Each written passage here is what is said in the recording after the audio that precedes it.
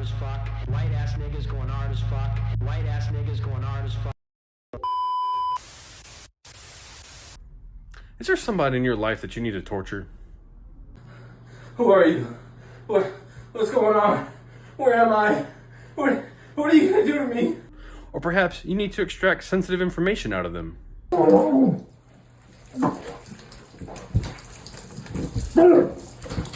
Then head on over to the website incontactequipment.com, where you can use code word BANTER for 5% off all of your lights, lasers, night vision, and any other equipment that you might need to use to extract information out of people. Again, that's code word BANTER, 5% off, incontactequipment.com. Dude, I think it'd be easier to explain like an IED vest as opposed to I walk around with the ability to either order a pizza or call a bomb threat. The FBI is gonna come raid your house. I feel like overall, a man cave is essentially just a room with all the shit that your wife won't allow you to have anywhere else. Oh yeah, we're never Higher gonna class stop societies. getting Muslims and Indians. What's up, fuckers? It's Thursday night. Welcome to the Banterclava Podcast. We're here with the boys. Let's fucking get it. Let's get it, baby. Do you want to do a gun of the week intro? Give a little description about it. It's a piece of shit and it shoots lead. I like it. All right, how was everybody's week? Do we have a good week, guys? Everybody worked 9 to 5. All the unemployed motherfuckers. unemployed maxing, dude. Unemployed maxing. Yeah, I had a pretty good day, a pretty good week, dude. Just gym time and then just fuck off time. That's like my entire life, dude. Online class for engineering. You know, get reminded that I should roll my car daily. And then, yeah, here I am. Hell Wait yeah. until you finish. That problem doesn't go, or that feeling doesn't go away. It just gets amplified. Oh, dude, I have to do things for work that involve engineering. I'm gonna roll my car down a hill. Fucking rip the wheel out. Okay, so really quick, something that like really frustrated me with like, you know, elementary, middle, and high school was the whole thing of like, you know, when you get older, you can't use a calculator when you're at work, and it's like you're a fucking liar. Like you should go to jail, That straight is- to fucking jail. You're never gonna have a calculator on you at all times. That is a Bullshit! big lie. Like straight to fucking jail.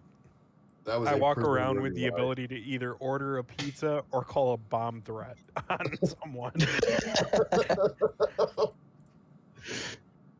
Joke's on you, teacher. I have the device that lets me fucking do everything I want all the time. I can have my cake and eat it now. They never would have. Anyways, math. If I can think it, I'll do it. Think it, dream it, do it. Yeah. Welcome to the magic school bus. Oh, fuck. Yeah, man. So what was one of the things we were thinking about? What was it? The Karen's man cave, dude. These kinds of things. Man down. These things that people do that are just like, what I would call homoerotic behavior, dude. Homoerotic. Are you saying that having a man cave is homoerotic? I think there's a certain connotation. There's a certain group of people that have hijacked the meaning of that and what it really means. I think is the thing. Because some people Indeed. will be like, "This is my man cave, and it's got like Funko Pops and Marvel's Avengers in it." It's like, okay, dude, it's over for you. It's literally not getting any better for you. You're done. Like, it's those kinds of people that are probably like destroying the culture, so to say. The culture of man caves? Yeah, you could always have like an actual cool man cave, you know, and not be like a total freaking freak about it. But like, there's also like, you say that word, you're like, oh god, dude, what does he have, action figures and his shit? Like, Hey everyone, it's DJ or Daniel here. I get a lot of people asking me to post updates and videos of my man cave. fucking Hot Topic, dude. You're like, oh shit. And then, like, What what are we about gonna the dudes who make a man cave or a room, and it's like just nothing but sports memorabilia, their 60-inch flat screen TV where they watch college football on every Saturday, shit like I that. never really got that. I don't know. I mean, like, you know, you can like what you like, you know what I mean? But if it's, I guess it's kind of like a thing, or if like you're like obsessed with it, like big time, you know, it's kind of like strange. Like, especially like if you never actually like played football in college, I feel like, I don't know. I mean, I kind of view like sports as like the bread and circuses of today, personally. So I don't like pay them too much attention besides like in passing, you know, or when I go to like a game in town where like I'm gonna get like a drunk in the streets and be a vagrant, but beyond that, like I'm not like tracking anything. You know what I mean? Dude, I'm about to go change my shirt. I am just completely blackened into my chair. We just see is a floating pair of glasses. And a hat.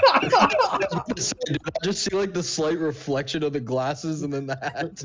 The sheen of the pit vipers, dude. Fuck, dude. Well, it's This better guy than is seeing his ESR. hentai background. All right, This guy is I'll be like right back, guys. I'm sorry. I got this guy's a floating fucking pit viper mask, dude. You want to borrow my Miro sunglasses? My mirror sunglasses will definitely help. Those are really funny. Dude, I like sat down with the Ray-Bans and I was like,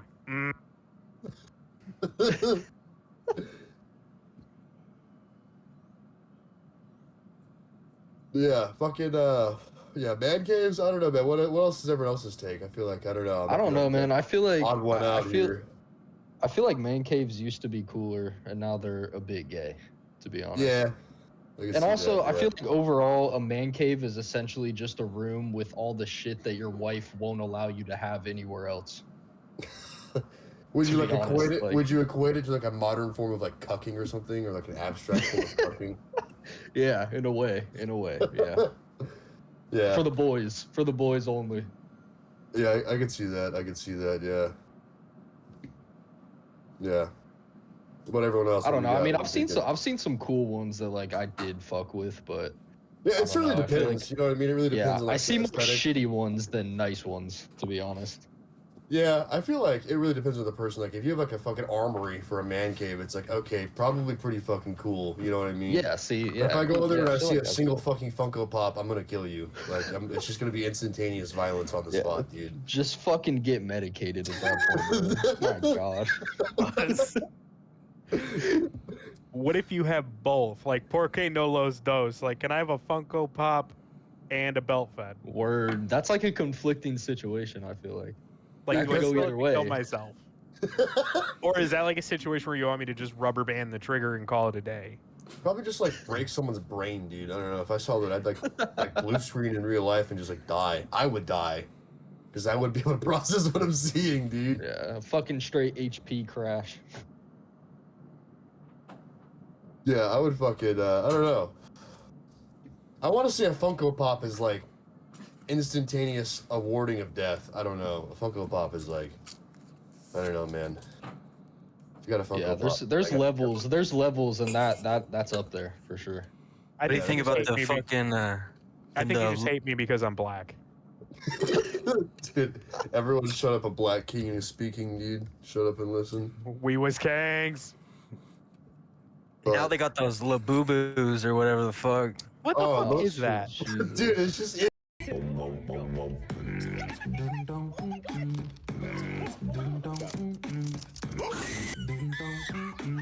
It's just like It's some, a fu- money it's a grab. it's a fucking like it's like a Funko Pop, bro. It's just another It's a thing glorified Funko Pop that people want to essentially. fucking buy and collect. It's gotta be a humiliation ritual, dude. Like, you gotta, like, think about it. I'm gonna go buy my Labubu, dude. Dude, I gotta go buy my Labubu, put it on my shelf so I can look at my Labubu. Like, dude. Now they No clip them way. onto them like belts in their fucking mirrors in their cars and shit. Good God. Dude, that's gotta be, like a direct result of, like, having your mom drink when she was pregnant with you or something. I don't know, Fuck. dude. It's why, bro, this is why bullying is a thing, A bro. bunch of, like, fetal alcohol syndrome babies, like, hive-minding over the thing, dude. I don't know. It's crazy. This is why bullying exists. Why do toys like Labubu dolls go viral, according to WCCO News? I want to hear this. I actually want to know, like, why. I would read it to you, but it has a problem with my ad block, so apparently we can't do this.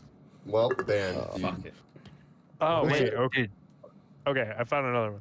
Fluffy, wide-eyed, and with a toothy grin, Labubu dolls might look like nothing more than another plushy toy, but try telling that to the millions across the world who can't wait to get their hands on one. I'm not trying to say your name that's very Chinglish was gifted the one hanging from her purse. It's ugly and it's cute looking, so I wear it out sometimes. I'm still not saying your name that's very Asian. Showing off your Labubu dolls is part of the fun of owning them. It's a way that we signal to others in the culture that we're a part of this group. What fucking group? Are you retarded? Dude, I think it'd be easier to explain like an IED vest as opposed to a like, Everyone honestly, knows what an IED vest is. They know what you purpose know what's is. Yeah, going on there. You that's get a Labubu, fiction. dude. I don't know, man. We got questions that can't be answered. Like, the first time I saw one, I was like, Look up who made it. am I the retard? Like, am I out of touch? Am I old now? Is that what's happening? God, dude. I felt like it was like the end of my life. But now I know how like adults in the fucking late 90s and early 2000s felt about Furbies. Oh yeah. So I'm already looking forward to it when I do the editing for this fucking episode. The first fucking topic is gonna be Labubu. Yeah, in the I- title, Labubu. I just couldn't imagine like having to explain to someone unironically why I had a Labubu hanging from my fucking belt, dude. Like, just kill me. Like, it's just nothing Because else. I thought it was really fucking funny as I committed war crimes. Let me see. Let me see if I can find all Yo, this shit. if you get smoked by the Labubu AK, dude, you're never going to heaven. It's just over. they punched your ticket. You're going straight to hell. Good luck, motherfucker. Oh my god. Dude, So- honestly, like if you got to hell, dude, and the devil's like they killed you with a Labubu gun, okay, you're going to the hottest spot, dude. You're going to like molten hell, dude. It's over for you. You're going to I can't believe you super did hell. They're all gay. So Google's saying that Labubu was created in Hong Kong, and the character itself Makes sense. debuted in 2015 as part of a book series. The So monsters inspired yeah. by Nordic folklore. What the fuck? I think it just goes into the whole like Japanese culture of collecting weird looking animated things and objects. I mean, I know there's several markets in like Japan where you can go in and they have just stores and shelves stocked full of just weird shit that you don't find anywhere else. I think it just goes into that, and Western culture is like, Have I you ever wanna gone have to a an piece of oddity it. store? oh yeah, dude, I've been to a couple. There's What's wrong actually, with it? hold on. There's actually quite a few down by you that I really like going to. So if I ever catch you in one, I'm Hey, gonna steal your teeth. hey. Okay, we all can't be perfect now, can we? No, there are some. There really actually there's some weird stores down near where I live. I'm not gonna dox myself or anything or say any of them, but Does anyone want to know where he lives? I can tell you. Hey, his address is this. It's just the whole thing is just blanked out for like 2 minutes. Just like fuck. I'll just send just like he did, the IRS office. specifically room number 120. No, I was kidding. Did any of the oddity stores you guys go to have like a serial killer room where they had like body parts and like pieces of like the cells where they were in and shit and like teeth? Jeez. Does your computer ever seem to have a mind of its own? Have you ever visited a Chinatown section in a major city? Have you ever visited a flea market? Jesus Christ. Don't know. That's just me. Okay, whatever. Yeah, I don't know what store you're going to, brother. You know what? Never mind. I don't want to talk about Hey, the next did part. they have All I know Ed is- Gein in there? Like, fuck it. All I know is it Actually, involves a mug. They actually had like a piece of skin and like a little fucking framed thing for like $400 in like the room Jesus. from Ed Gein's fucking antics, dude. I don't know how the fuck you get that, but it was fucking expensive. Well, obviously they just took his lampshade.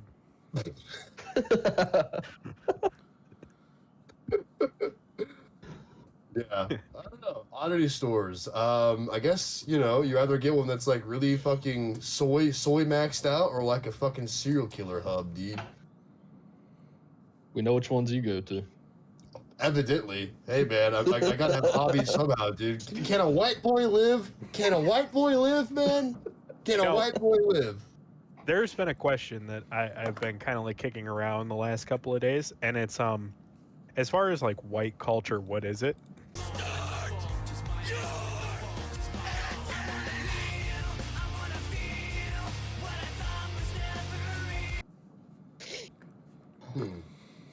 Okay. When you say white culture, do you mean anybody who is obviously pale skinned Caucasian, or are you meaning like of the European descent, or That's a just good question. American? Because when you say like what is white culture, I mean, for me, I feel like there's two aspects to it. You have the American side, and then you also have the European side to it. Okay. Basically, the way that I view it is if you took any one of us, or probably I'd say 95% of our friends, because, dude, yeah, and you went to Lowe's and you were like, hey, I want paint to match a wall, and this is the best I have for a swatch, and they matched the skin color to the paint, that's white. Okay. So what is white culture? Obviously, I'm gonna probably say having strong moral convictions, contributing to society, being a present family member, whether that be son, father, grandson, brother, always being there for your family whenever you can, taking care of them. Things that I think a lot of places in the world are lacking, that fundamental beliefs and convictions of what make a person human, doing the right thing, looking out for others, helping your neighbors. At least for like me, especially being, I'll just say, down in the South, like there was once a time where you could leave your doors unlocked at night and not worry about somebody coming in and breaking in and stealing your shit or killing you. And I feel like we've really gone away from that aspect in life because people have let their personal convictions just disappear. It's like high IQ, high trust behavior. Exactly. Like what we're basically saying is, like you've got all of these like 10 commandments kind of listings of like what is white culture, but what I think white culture is meth use in Florida. Bingo. Meth use is definitely mostly. Look, man, speed is a white man's drug. It is what it is. As someone that engages in speed use from time to time, not meth, I will say speed is a white man's drug, dude. It is what it is.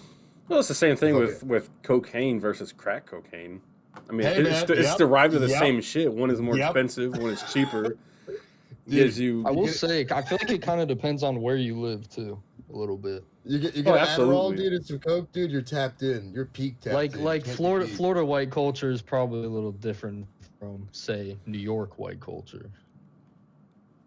I would agree, but New York white culture is just fentanyl. And down here it's fent meth. So. Oh, okay. Yeah.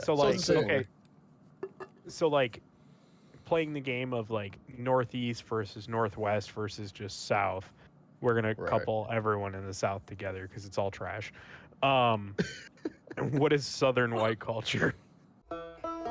Excuse me, do you know how to get to town? Yeah, it's back the way you came. Well, at least I mean.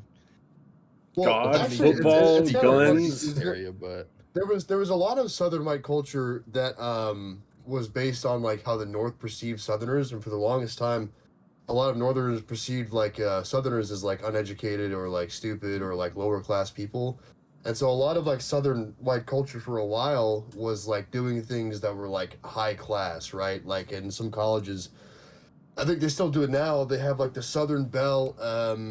It's like a contest where like you have like women that had to have like extremely high grades, very high success, and they have to have a certain typically look about them, and they have to compete in what's called like a Southern Belle, and they have to do all these things to be like what's effectively like deemed to be like a high class woman in society.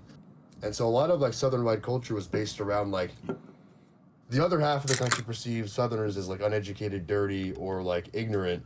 And it was like reactionary to that in the sense that like they tried to create, and they still do in many cases, try to create like a high class society. Like, but even back in like the 80s, like when people were in college, like for example, I know many people whose moms would get in trouble in college as they would walk and smoke, and that wasn't viewed as high class, and they would get like kicked out of their sororities or their fraternities because they weren't allowed to do that because it wasn't viewed as high class. It wasn't part of like high class decorum for the South, so they would get in like tangible trouble for things like that. Let me add a point to what you had just stated, where it was based on perception.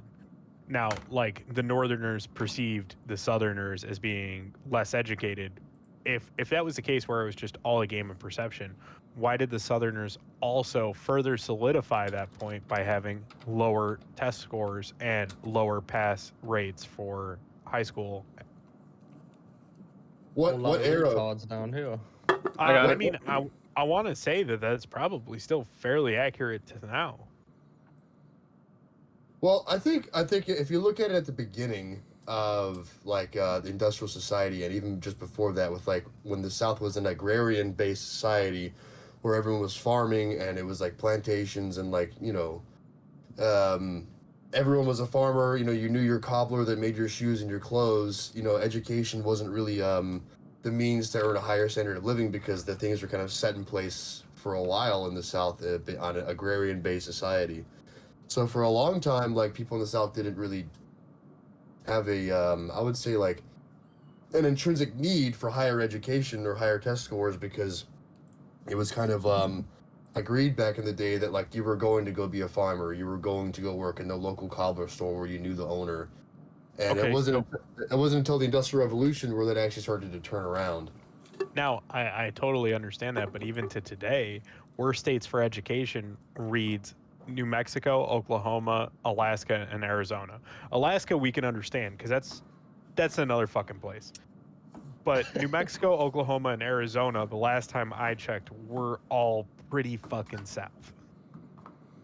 And But I get it. yeah, but New it's Mexico like is west, though, North you know? Mexico, but that's still not north. But to me, like, the South is like Florida, Georgia, Louisiana, Mississippi. I know there is a South, but I feel like that's like the West South. Well, There's like a West South and then really an East depends. South. It also depends on what metric you're comparing them to. If you're comparing it on like a population basis of everybody, there's a certain amount of people, a certain demographic that just innately scores lower. Versus if you were to compare Georgia Tech and like UGA and like very high class, high prominent schools, you would probably see that like the test scores are very comparative to that of like prominent northern schools like Harvard or Silicon Valley schools in many ways, and that the difference is probably very minimal. So I'm just gonna say, I'm not speaking highly of Florida because we're a bunch of fucking idiots down here, but I'm gonna say if you looked at where the welfare is being distributed to, it'd probably be mostly the South. Oh, absolutely. Damn right. Damn right. My input for that is probably it's going to come down to populations. If you look up like more north, New York, Pennsylvania, Illinois, all those other places, you have more major cities with more readily available access to the public school system or private school systems, compared to if you look at places like Oklahoma, Arizona, New Mexico. I mean, they maybe have maybe one or two metropolitan cities. Like in Oklahoma, the biggest city you're going to find is Oklahoma City, and that's just one. So, I mean, you're looking at a very broad point of these states that have small fractions of where their population is compared to living in a major city, right? If I look at New York, you're going to have a higher population of students that have access to going to school, having access to tutors and education. Your parents are probably also pushing you to get a higher education, stuff like that, because of where they came from, because of like where the cities are traditionally. Like nobody in New York is like, oh yeah, I'm going to end up as a farmer one day. Versus if you look at it down south in places like Oklahoma, it's like, why the fuck do I need to go to college when in 20 years I'm probably going to be taking over the family farm or something, or I'm going to be working Oklahoma's in not a real fucking place. Fucking hell, here we go again. But sorry, I had to go to the little extremist room. Bro, out of nowhere just fucking dissed Oklahoma. But it's basically just what is available. I mean, look at even if you just go, how many schools overall are in northern states versus how many are in southern states? I mean, if you look, even just say a state like Texas, I think it's like to get from the east side of Texas to the west side of Texas, it takes you longer than it does if you went from like Texas to New York or something like that. It's just it's so massive. So when you spread out the population that far, and you have kids that live in West Texas that have one major city within 100 square miles, how many of those kids are actually going to have access to go to that school versus, okay, well, we work on the farm, so I'm just going to homeschool you. I mean, me personally, I have a friend, not going to dox him or anything, but he lives in a state that has, I think, one or two major cities, like metropolitan cities. He's a smart kid, but he's homeschooled because his family just works. Time out.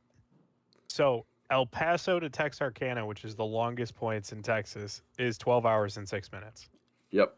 To go from the border of New York to Texas would be about 18 hours. So you're still wrong. Your point's invalid. It might not be New York or something, but there was something I read where it was like it's easier to go from this place to another state than it is just across Texas. But even I think you do cross a time zone though. Even then, when you're looking at just the state itself, you're saying it takes 12 hours to go from one side of a state to another versus it takes 18 hours to go from Texas across multiple states. That kind of in itself says enough. I mean, how many states are you going to pass in 12 hours? Like a further argument of Texas being its own country.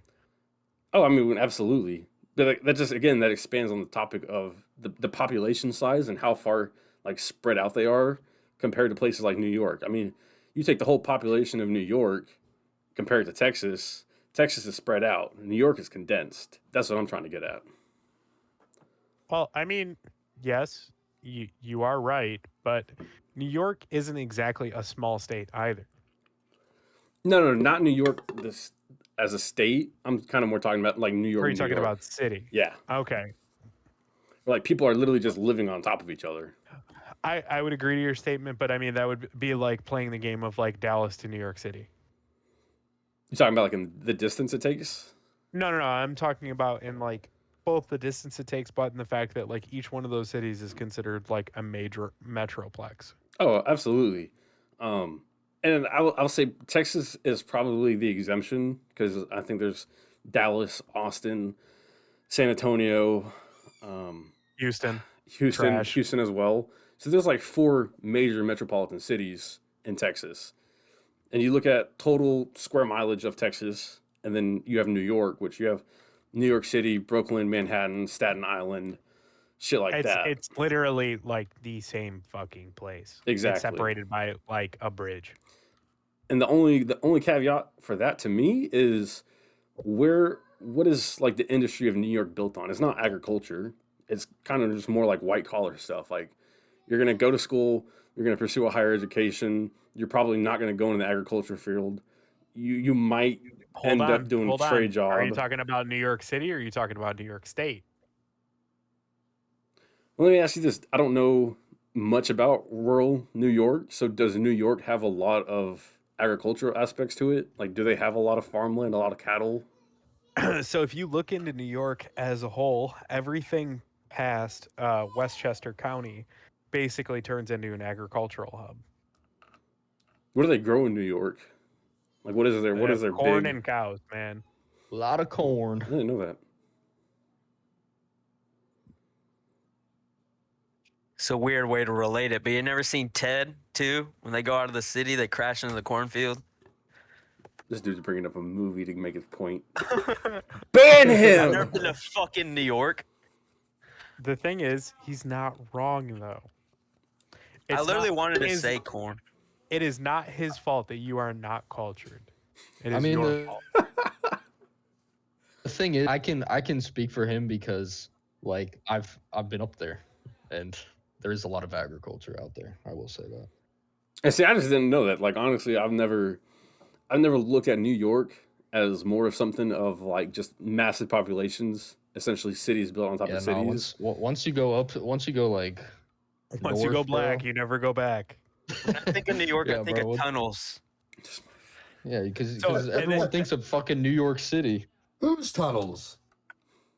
Oh, just tunnels.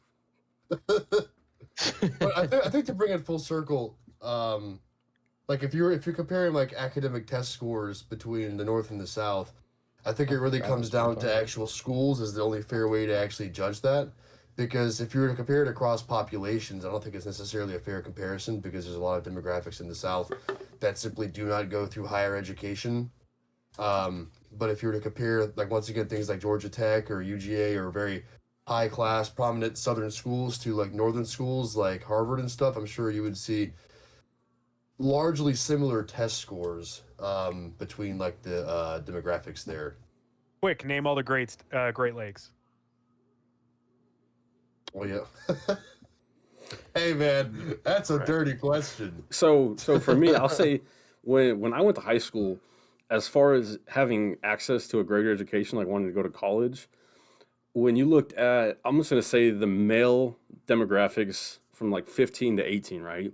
If where I came from, if you wanted to go to college, it really came down to your ability to gain a scholarship through an extracurricular activity.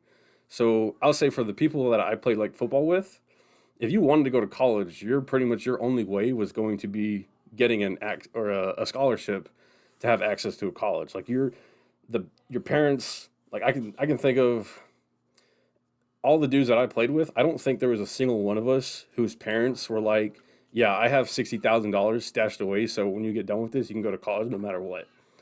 And like for me, like at one point I had a 2-parent income household, and then it went down to 1. So for me, it was really like, if you want to go to college, you're gonna kind of have to do this on your own, and you're gonna have to work for it and earn it.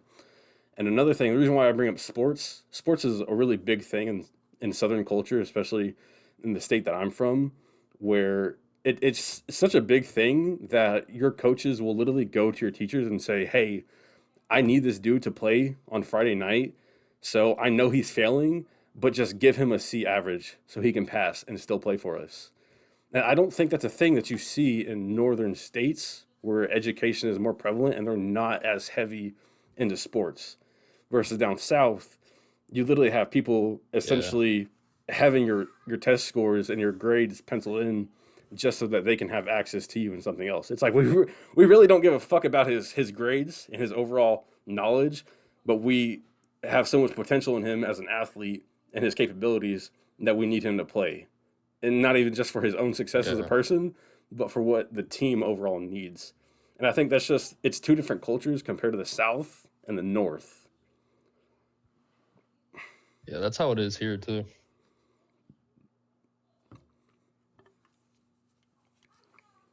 I mean, that's probably how it is kind of everywhere. I feel like the paying or like, penciling in shit for people to get into colleges. It's also like a lot of people like there's certainly like a demographic that does actually pay for school up front or like doesn't get in on like a scholarship, you know what I mean? But most people, I think, especially in the South, will get in through some sort of like either academic scholarship or sports scholarship because like the cost of education is extremely high. So like they're just kind of like incentivized to perform in certain niches very well to competitively get a scholarship to pay for the rest of their education. You basically have to. It's like where I'm from. I know, like my school district, we had I think 5 high schools in one district, and I think now we're up to 6 just because of how big the population's gotten. So you're no longer competing against traditionally like one school district, and you say you have 30 something dudes that are graduating one year, and those are the dudes that are up for scholarships to go to college. Versus like where I was from, it's like not only am I competing against the people on my team for a spot to go to college, but I'm also competing against people who are at 5 different schools that are all trying to be recruited at different colleges. So then you look at the margin of your overall pool of students who can go. You can take a state that has 1 school district, maybe 2, and you have enough spots to where most people can get a scholarship, versus you look at mine and it's like, well, you went from 30 people to now there's like 200 kids that need scholarships. And not everybody can get one, even if it's, academically or athletically. Right. And that's kind of like I feel like that's also like a nationwide thing too. I mean, I feel like just the cost of education, you know, is just kind of like become unobtainium for a lot of like individual people. So they just have to kind of like really like bank on a scholarship or like some sort of funding that's not going to be their own money or their family's money. Mm-hmm.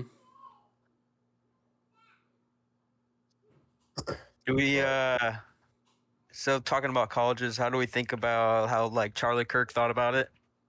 Thinking it was a It was scam. a scam. I mean, it basically is, because at the end of the day, all you have is a piece of paper, and that piece of paper is worthless. It comes down to you as an individual.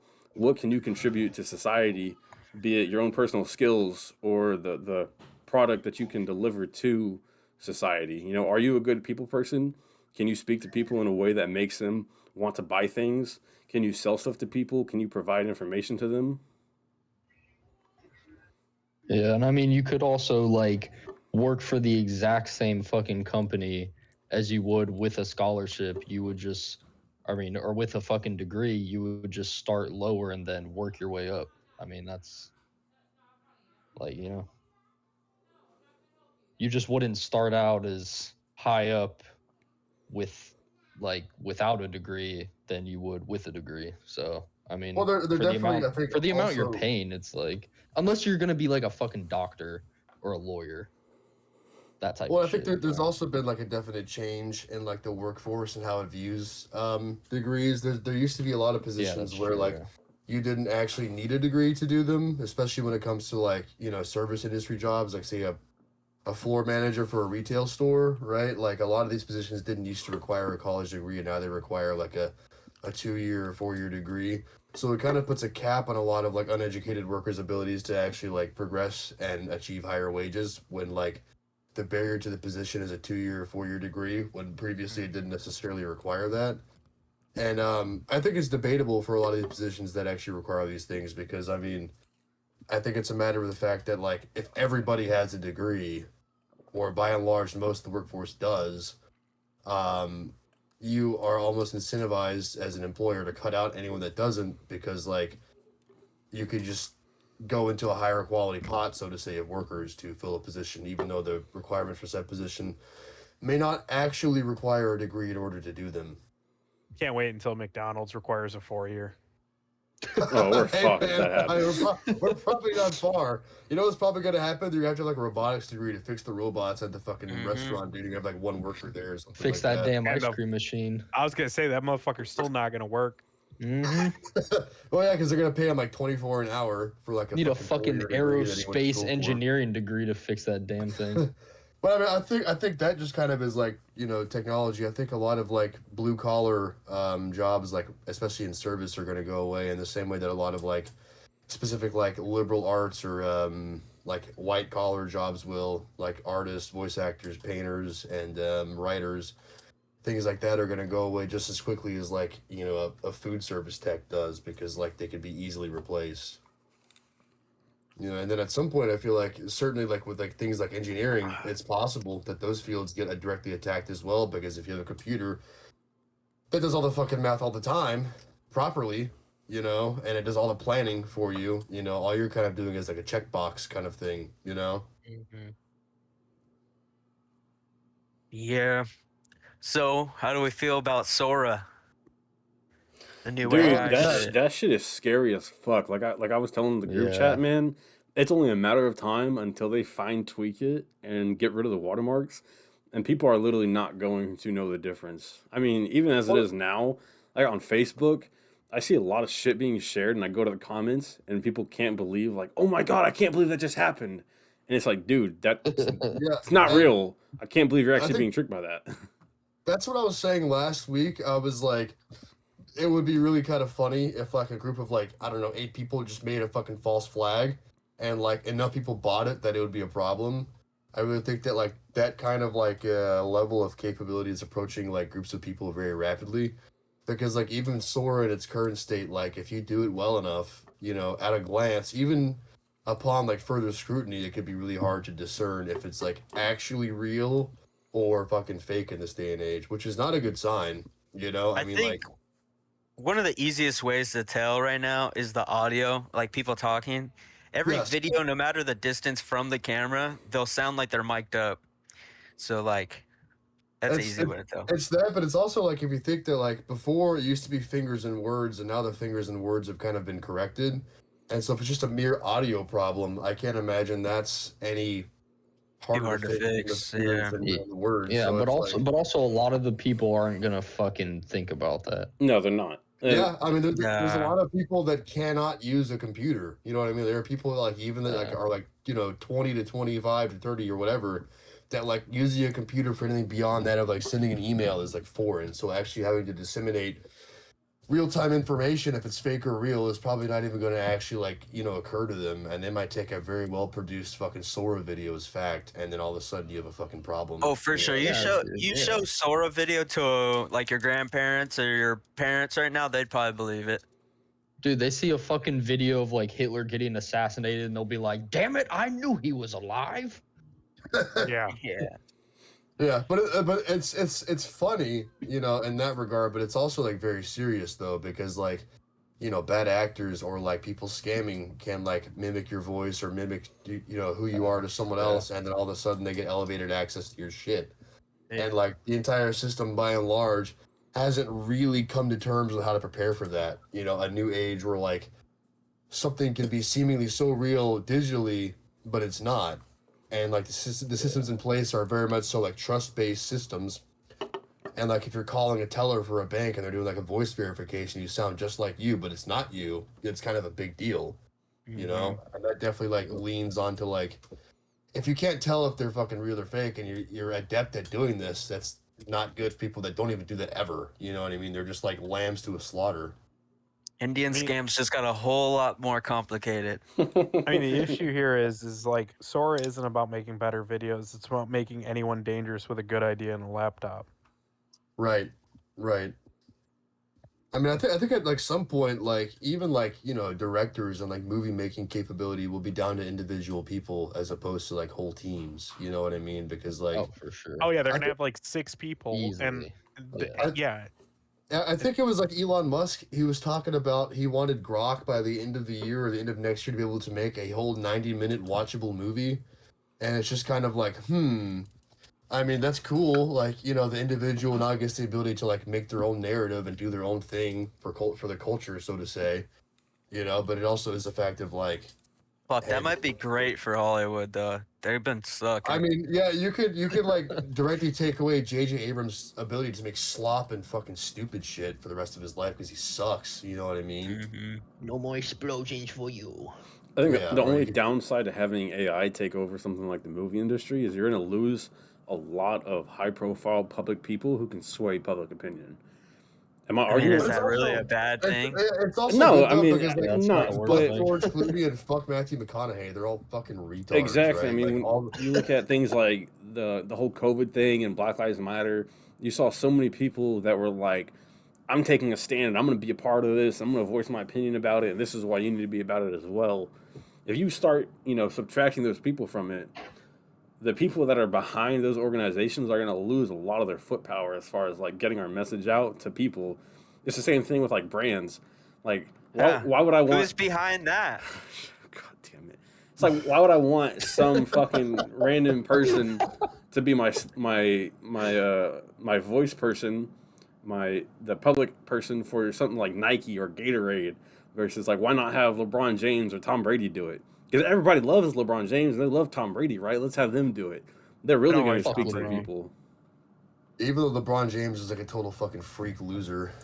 That guy sucks. Fuck that guy. But like, yeah, like a lot of these like old school, like old media figureheads, dude, like the less power they have, honestly, like probably for the better, because like they've done nothing productive with their like say in society at all. Like by and large, it's been the same destructive rhetoric that we've seen for the past like 20, 30 years. And it's like, oh dude, they don't have a platform anymore. That's probably a great thing, actually. I can't wait. Dude, I love AI now. Take their jobs, please. Like, yeah. Now, is that a dangerous? Is that a slippery slope for people like us, where we don't want these people having high places of opinion to speak out against things that we don't like, versus us accepting AI or something to remove these people from that platform in exchange for something else? Probably, but I think that by the virtue of truth, you win anyways, because they kind of sit upon a fucking throne of lies, and their whole narrative is based around lies and deception and like emotional fucking pulls. And if you just simply base yourself around the truth, you're just gonna win every time because they can't keep up with that. They just won't be able to, you know. And once their traction's gone and their traction, whatever traction they had, is disseminated effectively to the populace, then fuck them. Like, everyone else has a much more of a say than they do, and except this time you get to be right this time. Like, like, you mean, oh, I could push my own narrative that's actually correct and not be a lying freak for money from like all these weird people like the Tiny Hats or the CCP? Oh wow, dude, why would I not want that? Like, So just kind of to backpedal a little bit about the whole public education thing, white culture, stuff like that. Do you guys think that as we see the advancements into AI, that people and just society as a whole is going to lose a lot of motivation to kind of pursue bigger and better things, whether it be getting a better job, building a brand, being successful, kind of making a name for yourself? Do you think people are going to kind of fall away from that and kind of just be a cog in the machine just to get by and survive? I think it's going to create an intelligence gap. I think that, like, if you're kind of a dumb person and you use AI for like frivolous things like a relationship, which a lot of people actually do, versus if you use your like AI for spreadsheets at a job or like things for like performance, the intelligence gap is going to go from like 5 to 10x to like 50x to 100x in terms of like productivity and capability, versus like, you know, the freak loser that's just like, dude, ChatGPT broke up with me, dude, it's over, I'm gonna kill myself. You know what I mean? Like, that's gonna become more of a problem than like anything, I think, because like, if you're just not intelligent and you don't know how to do things intelligently, then you're just going to remain dumb, except this time the gap is going to get so large that, like, I mean, you're not going to be able to come back from that. Now, do you think that's going to be a demographical thing? You know, whereas probably a lot of it demographically, yeah, honestly. What demographic, not race or person, but like what demographic, as far as like income, interest, hobbies, parent success, where do you think that's going to come from? Probably like mostly like by and large low income demographics. If you're not, I mean, and I say that because like there's a lot of correlation there. There's certainly exceptions to that for sure, but most people that are low income that like drop out of school or don't finish school or complete like, you know, 12 years of education, don't do anything more, and they kind of stagnate, for sure are going to be affected mostly by that. But I think that like most of like lower middle class and up is probably going to see a large increase in things like potential like monetary skills or like productivity increases, but like a lot of low income people are probably going to be left in the dust. So what do you think that they're going to have to do to, you know, make a living and contribute something to society? Whenever you look at engineering, public media, stuff like that, that's slowly being replaced with AI or even just robotics, where do you think these people are going to have to go to try to just do something for themselves? I mean, even if you say, oh, agriculture or cattle farming or something like that, I mean, even those industries are slowly being taken away by robots, AI, stuff like that. They can do their job for them. At least I don't need a bachelor's degree to milk a cow. Yeah, that is true. I mean, I don't really know where. I don't think anybody's even like confronted this like with any real means of like resources to figure out the problem. I don't know where the labor force is going to go post like these iterations of AI. So suspect said, "Hey, I don't need a bachelor's degree to milk a cow." That's absolutely true, right? But how many cows can one person milk per hour compared to having a machine system that can milk endless cows all day? Doesn't need a break. You don't have to pay it. You don't have to feed it. Well, I mean, they already do. They already have machines that milk cows. That's what I'm saying. You already have things that do that. So even people who are saying, "Oh, I don't need to pursue a higher education for something like engineering, when I can just plan on getting a job, you know, on the local dairy farm, and I can just work there." Well, it's like, okay, I don't need 20 ranch hands milking cows all day when I have a $3 million system that can milk more cows than 20 people can in a day. So what happens when the system goes down and then you have to milk the cows by hand? So are you You talking have a like just Pajit fix it. I'm not letting a poop cheat near my cows. all that milk is gonna taste like garlic. so when the system goes mean- down, it's kind of like what I don't fucking know what to call you.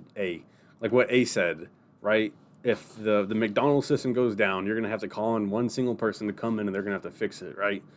Well, that's great. Now one person has something to do, but what about all the other people that should have something to do? That they should be there, but they're slowly being replaced by artificial machines that can do their job arguably more efficient, faster, and longer than they can.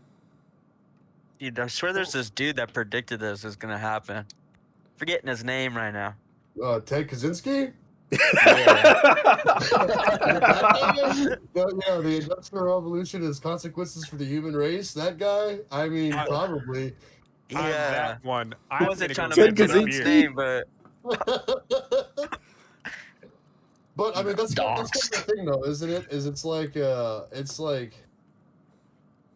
at a certain point, like most people need something to do to stay productive, or like as the saying goes, idle hands are the devil's hands, right? And Yep. like if they don't have a productive means in order to do things, many people are probably going to turn to crime because like they have to fucking put food on the table one way or the other, right?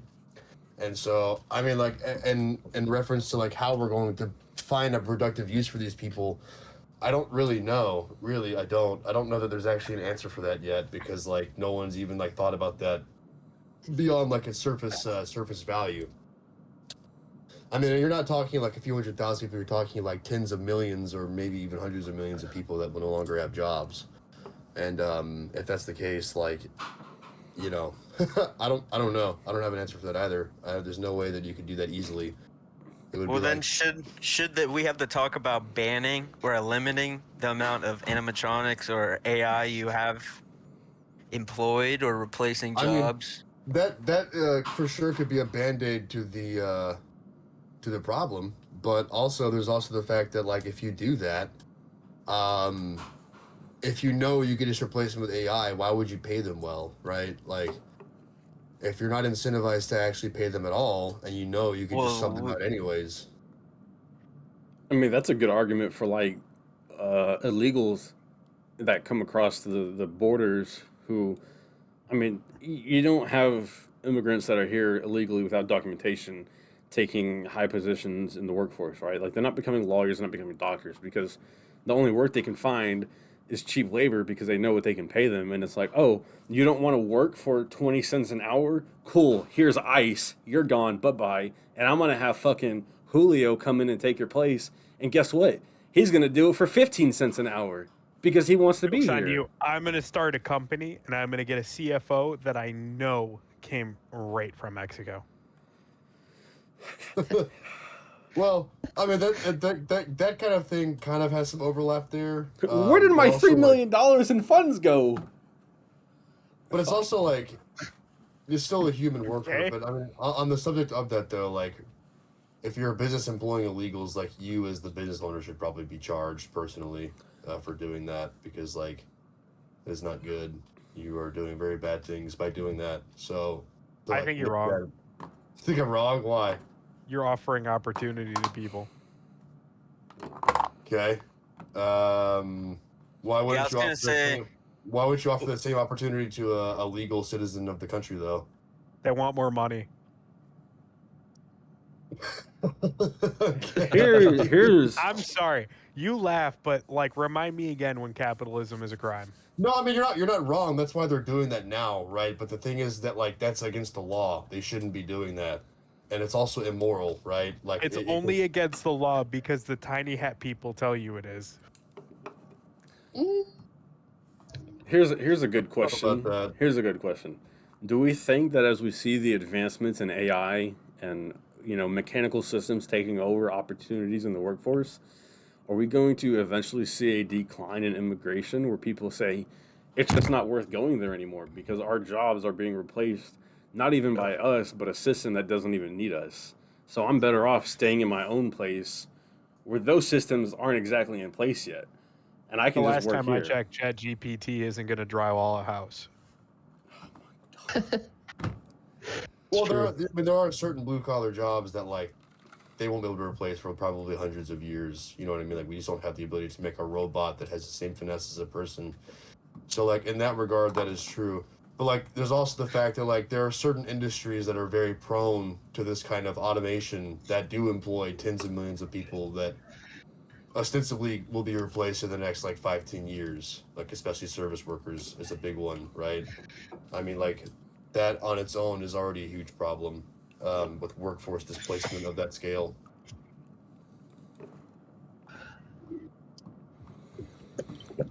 So do you think immigration is still always going to be a thing into Oh yeah, we're never higher gonna class stop getting societies? Muslims and Indians. I mean,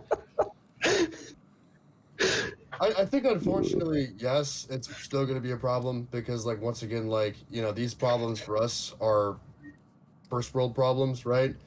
You know, their problems in a lot of these countries is that they go get food and get shot in the fucking face as the fucking owner didn't pay his protection racket money, right? Like, different kind of problems, I think, for them, you know, but it's also like, it's their fucking problem, you know, it's their country. Like, sorry, buddy, but like, I'm not going to like rectify your crime and extremist, problem over there because it's not my fucking problem.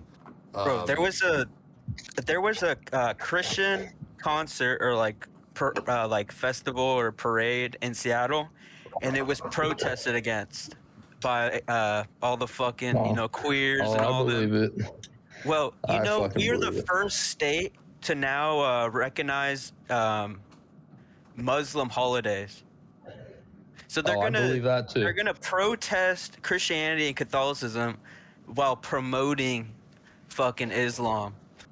Dude, I went to fucking Seattle, bro, and some fucker was trying to get me to convert to fucking Islam. I was like, Yeah. fuck you.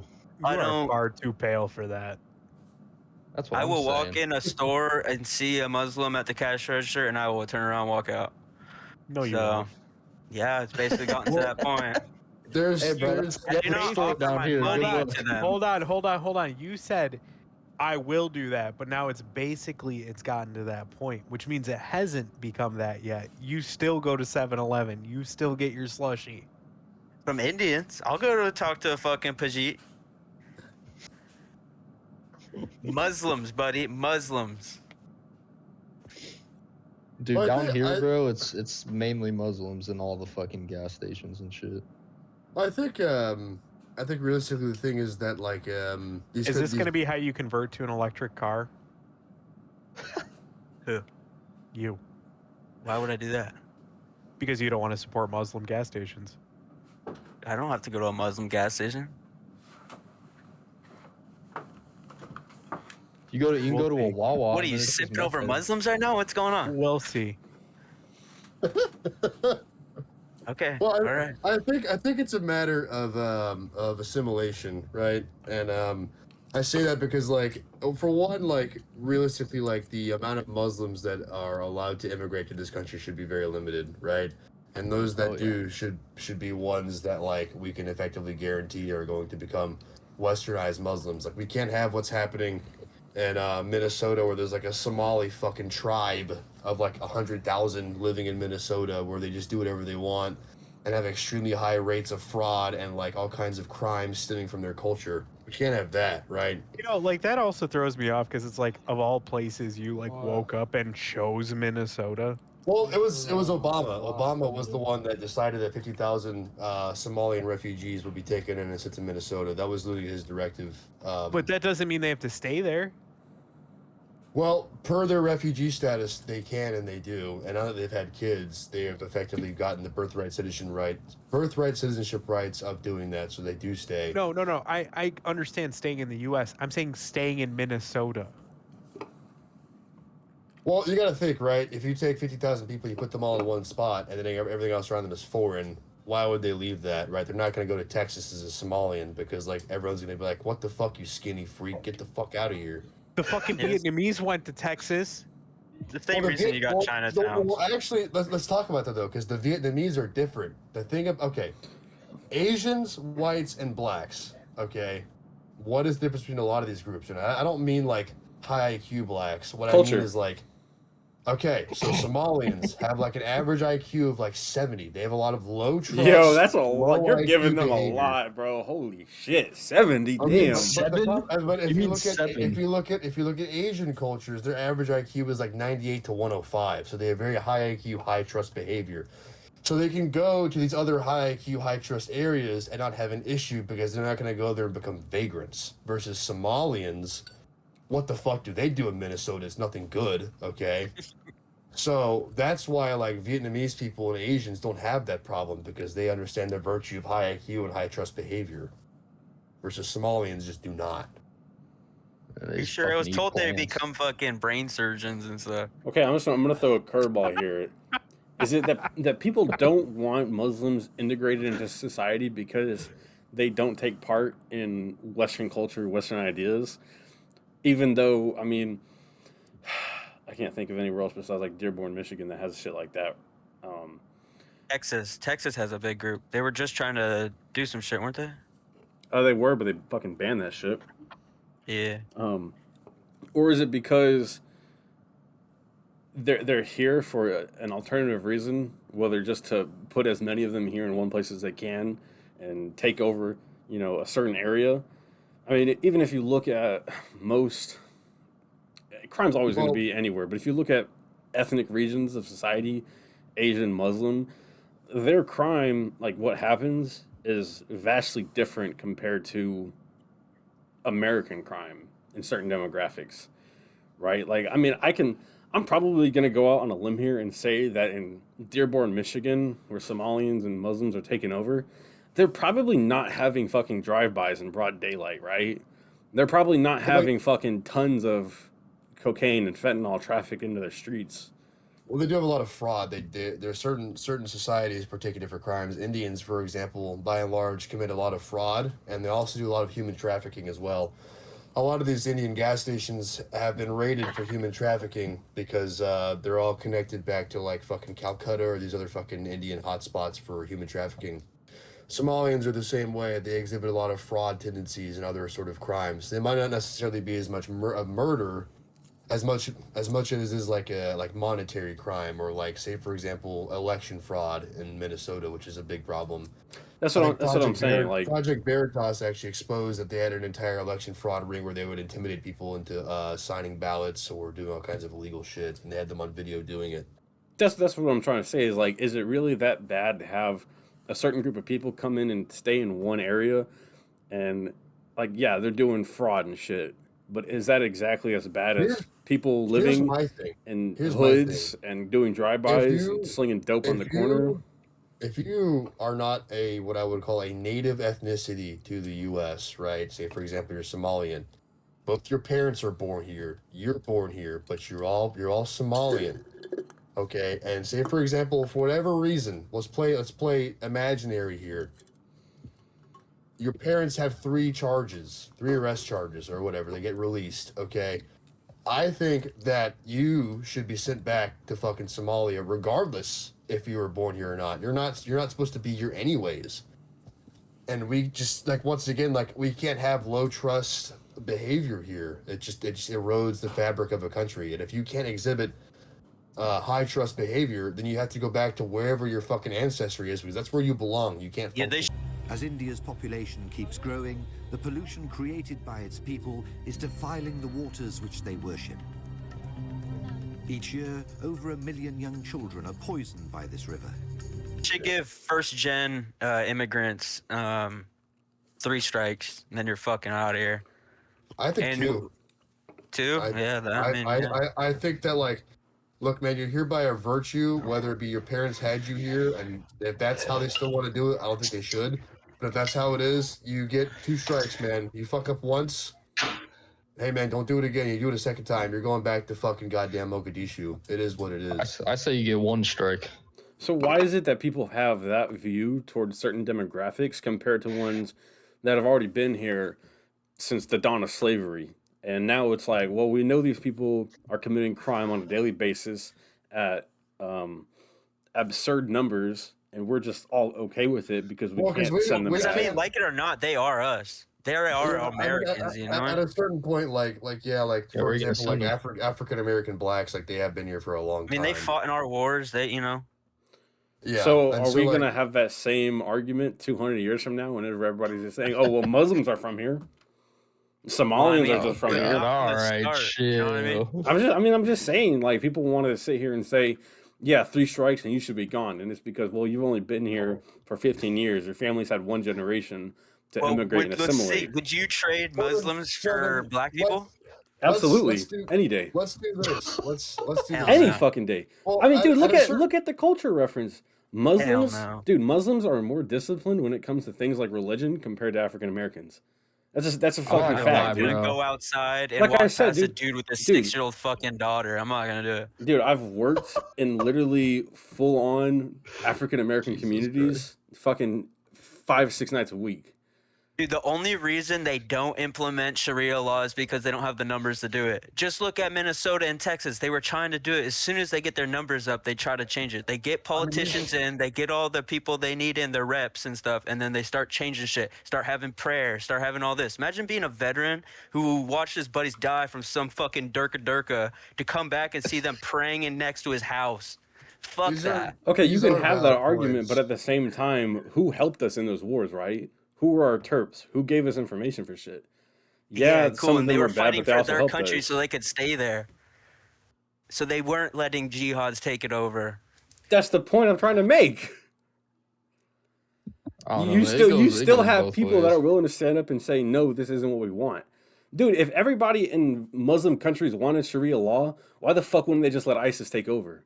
Why do you still have people in countries like Nigeria who are constantly fighting ISIS on a daily basis, fighting the Because strongholds they're that they're trying to Christians. recreate?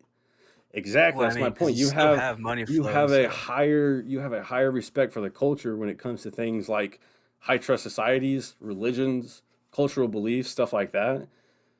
I mean, I would much rather live in a society that says, "Hey, if you I steal know, from but us, we're going to punish you," versus, "Hey, if you like, steal look from at us, as long as it's under $900, we won't prosecute you."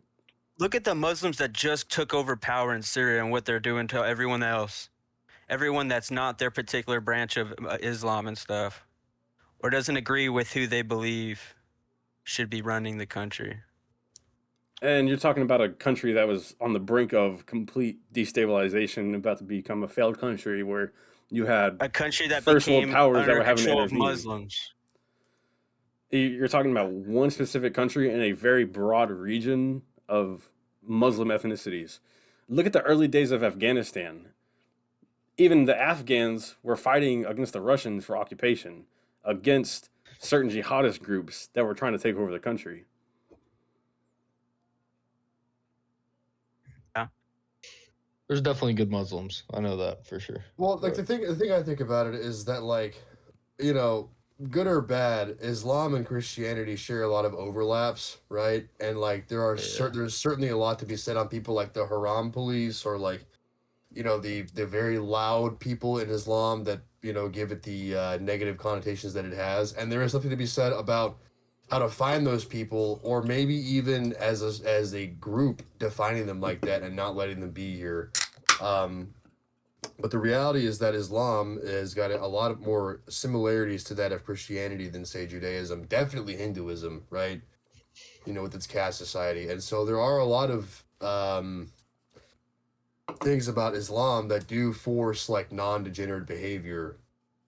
You know, the exclusion of, like, the Prophet Muhammad and what he did with the kid or whatever, right? We'll leave that kind of as like an ambiguous thing that happened. I haven't read it myself, so I can't attest to whether or not it was true. But a lot of Muslim societies don't tolerate what we tolerate here right now, and they especially actually don't tolerate these haram police types because they know where that goes. They know what it leads to. That's why, like, those kinds of people are here, because if they do that in these Muslim countries, they get fucking killed because they're not allowed to do that. And so the thing is that, like, the West doesn't treat Islam how Islam treats Islam, right? Absolutely and the thing not. is, like, if we took the same stance with Islam as Muslim countries do with their own religion, we probably wouldn't be seeing nearly as much of this, like, stupid shit that we're seeing with, like, Dearborn, Michigan, these guys calling for, like, the death of the United States, you know, in a fucking state of the country, right? they would just honestly, like, realistically would be shot in public, and then that would be it. We wouldn't hear anything else about it because they would be dead, and they would know that that's not a way to go about doing things in a place where they're ultimately a guest, mind you. I'm not gonna lie, I just completely zoned out for the last like 10 minutes, and Chat GPT has turned me into a Hollywood writer. But I mean, like, yeah, Muslims, like, there's definitely like the ones in that religion that are bad, that do bad things, that make a whole lot of people look really bad, right? And there is a way to go about handling them, and the reality is that, like, the West in its current state doesn't have the stance on crime that it should have to deal with these kinds of people, right? Oh, absolutely not. Like, we treat low IQ, low trust behavior as kind of like a socioeconomic factor and not something that can't be fixed. And the only way to really actually fix it is just you have to go to a camp and be made useful by the state or just killed. There's just no other way around that. Well, I think it comes down to the culture, because like where I've worked at in the last 6 months, a lot of what I saw was people who didn't know anything else besides what goes on where they live. Talking, apartment complexes and certain hoods that are broken up based off of street names, right? And these people, day in and day out, that's all they know. Because once you graduate high school, unless you go somewhere and go to college or play football or do something else, you're stuck there and you're stuck in that system because it's all you've ever known. And I mean, I've heard people who literally bragged about saying, "Oh, I've been here 30 years." And it's like, damn, dude, you're actually proud to have lived in a hood for 30 years. Your grandma was there, your mom was there, and now you're there and you're actually proud to be there. And then I also look on the caveat of that and it's like, well, can I really blame them when that's all they've known? And you can argue and say, well, you have your own free will to go out and adventure and try to find other things. But then you look at the society that says, hey, we don't want you here. Like, the same people who I'm dealing with at work, I don't want them coming into my community, my society, because they're not going to be able to integrate into it, and they're not going to know how you live there is a different set of rules compared to where I live, right? Where you live, it's perfectly normal to get high and drink with your buddies every single day till 3 a.m, party, sling dope, shoot off guns, whatever you want. And you come and do that where I live, and you're going to be met with problems. So they're not going to go out and venture into these other places where opportunities may be more available for them, but they don't know how to get there because they don't know anything other than where they're from. You can argue the same thing for Muslims that come here. Hey, America's this great country. We have opportunities for you to go, everywhere you want and do different things. You can have a different job. You can become a productive member of society. Well, they don't know that. But what they do know is who they are. And who they are isn't exactly respected by people who've been here, who have a different way of life than them, who have a different rule set from them. And all they've known are their rules, their cultural rules, how they were raised, what they've done. And you're trying to take people who basically live in isolation and expand them into society and say, hey, we're growing and we need you, but you can't or you don't want to basically assimilate into the cultural norms to be productive. Right. Yeah, and that's just like, I mean, it comes full circle, like, once again, with the fact that, like, if you just don't have, like, the literal brain power to operate in a civilized society, you just can't be there. Like, someone has to come get you and remove you. Because, like, we can't, like, baby people that are predisposed to certain kinds of behavior. Just can't be allowed. We're just going to have the same problem now. It's going to get worse and worse. Until it becomes, like, almost impossible to fix, which, like, I think we're, like, kind of approaching, Oh, dude, I think we're already there. Well, I think it's like, we have to, like, you have to make some really extreme examples out of probably, like, a few thousand people for, like, the message to be truly sent across that, like, hey, man, like, degeneracy, monkey, retard behavior is going to be met with a gun to the face, and then you're going to be at a closed casket funeral. Sorry. Yeah, I mean, you can argue and say that it's already at that point. Because, like, especially where I've worked at, not only do you have people, and I'm just going to put the demographic of, say, teenagers, right? Where I came from, dude, I'm not worried about 40-year-olds, 50-year-olds, 60-year-olds and shit like that. And granted, yeah, they're probably OGs in this shit, and they've been around the block a few times. But I'm more worried about the teenagers who have basically no self-respect, no respect for others other than themselves, the power that they can gain, the respect that they have to their name, and they don't care how they get it. Because I've talked to multiple older people in that generation that would tell me, "Hey, if shit goes down, bro, I got a gun. I don't care if I have to kill one of these motherfuckers. Like, I'm gonna do what I have to survive." And then you have teenagers who are literally, I don't give a fuck about anybody. All I care about is making my money, making sure the people who I hang with are set. And I don't even care if the motherfuckers across the street from me are different. If they interfere in how I make my living, how I operate, I'm going to fucking wipe them out. The crash dummies, bro. So what do you think, and be realistic, what do you think needs to happen to get people who are stuck in that mindset and that culture to say, hey, we don't have to do this shit anymore. There's more opportunities for us to actually do something productive with ourselves. Like, we don't have to stand at the corner store drinking liquor and selling dope to people. Like, we can actually go out and do something. Do you think that's just their problem and something that they're going to have to figure out? Or do you think it's up to us? I think we make the government go kill them, unironically. I hate that you said that because I was thinking the same fucking thing. Well, I mean, bro, we fucking too. I was gonna say just extermination.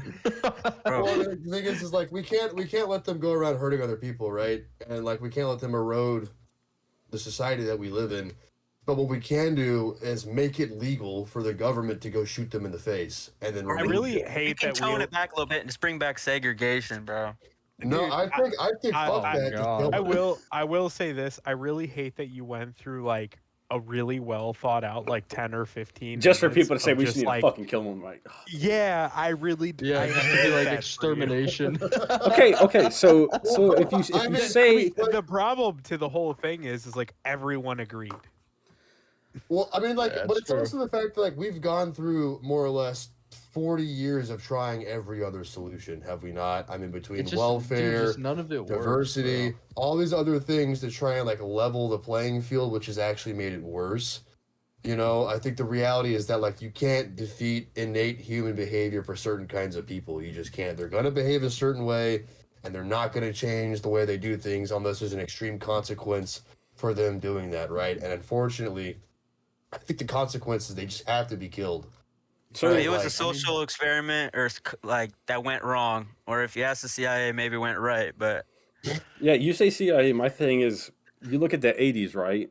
Who was bringing in cocaine into these societies to have the U.S. government to have funds to expend everywhere else? So your solution is saying we need to have the government come in and fix this, when arguably they were the ones that created this shit in the first place. Well, I mean, here's the problem: is no one else other than the government has the authority to do that. Yeah, we can't let it be vigilante stuff because it'll just devolve into tribal warfare, right? Okay, well, let me ask you. Hold on, pause really quick. Just start killing people. All I'm going to say is, if it was, this is so fucking federal fucking conversation. Fuck. Never mind. No, that's just that's the no, hold on. No, real shit. Hypothetically, if we were doing vigilante justice, it would be right if it was us, right? We'd be totally fine. All I'm gonna say is like I'm running out of beer, so. No, listen. Let's be real here. So even if the government didn't bring crack and coke and all that shit into like the hood, do you think things would be different? Absolutely. I mean, look at that's what I'm saying. Look how they were before stuff like that was introduced. I mean, look at even just between the 60s and the 80s. South Central Los Angeles was a completely different place to live. The violence between gang wars like Bloods and Crips, that did not become a thing until crack cocaine was introduced into the neighborhoods, and it became how much can I sell? And gain, but once you have drugs, you have territories and shit. Exactly. So, and that's what creates the gangs. So yeah, I agree, 100%. So on one hand, you have people saying, "Well, it's not my responsibility. It should be the government that comes in and fixes this mess." But the government is the one that created it in the first place. Yeah, they're the ones that fucking did it. So they're not going to. Therefore, they're not going to change. Here's the problem, right? Like when it comes to like involving the government and anything, is like it turns into a $50,000 hammer situation. Whereas, like, if we did a private party, it's 50 cents per round. Right, but also the thing about the government though is effectively it's an agreed body of authority by the people, right? And like the government has a centralized authority of which people have given up the right for individual violence to a body that does it. I know under the guise. how you could do this where it would be like fair to everybody. Is you go Rochambeau, the guy who hangs out outside the Wendy's, and if you win, we get my route of choice. Jesus Christ. Like rock, paper, scissors, we're gonna shoot your drug dealer.